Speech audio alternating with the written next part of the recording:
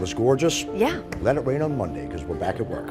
All right, thanks a lot, Shelby. Well, as more people are getting vaccinated, medical experts in the United Kingdom and the United States are holding trials to figure out whether it makes sense to give people doses of 2 different COVID vaccines.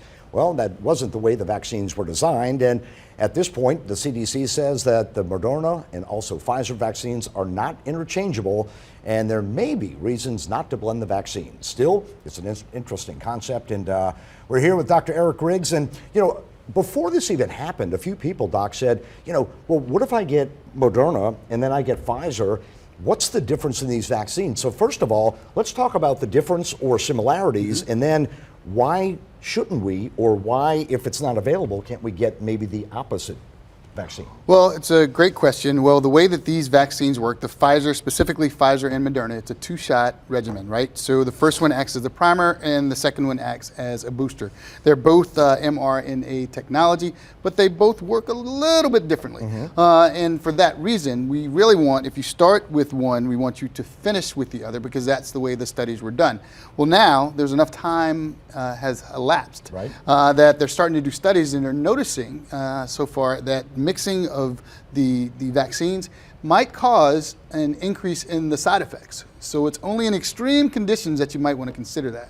So the primer and the booster, when I got my shots, it's the same exact serum, but the first one is the primer to get the body going in terms of fighting it, and the second one is the actual booster. Now that really brings up those antibodies, but it's the same vaccine, right? It's the exact same vaccine, and I love talking about this, right? So it's the first one is when you prime your immune system to the virus, the spikes. Your body, you get the injection, it makes it, you start making the spikes, and your immune system gets conditioned to recognize the spikes.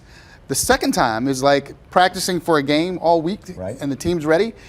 You inject that booster shot, and they're like, yes, and that's why you get the side effects. The side effects because your body is primed and ready because it identifies the spikes, your immune system is ready to attack, and you feel more side effects that way. So Pfizer, Moderna, that's Pfizer, primer, Moderna. booster, comes down to if these were developed for, as you mentioned, the primer, let's get the body revved, then the booster, let's get those immunities up. But if you do get, say, a Pfizer, then a Moderna, is it not going to mesh in terms of giving you the actual protection that we want? Well, because the reason why, one of the theories why it could be raise your side effect profile is because it creates a different, it's the fats and the proteins that the vaccines are wrapped in are a little bit different. And your body identifies those differences as foreign or antigen, and there's a different antibody response. So again, your immune system reacting, here I am reacting to what I think this is really similar, but there's something different.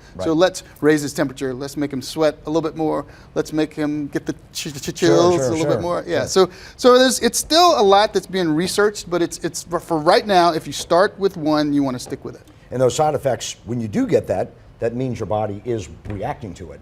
Now, here's something of, we just said we're not going to throw curveballs here, but I'm going to throw kind of a semi-curveball. Johnson & Johnson, 1 shot.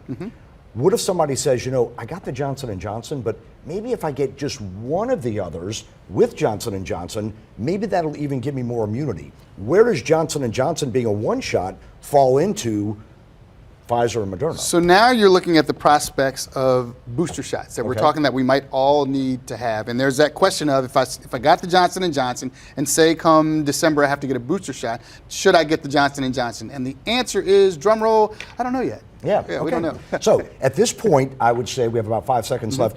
Stick with what you're getting. Get the Pfizer, get both. Moderna, get both, or J&J.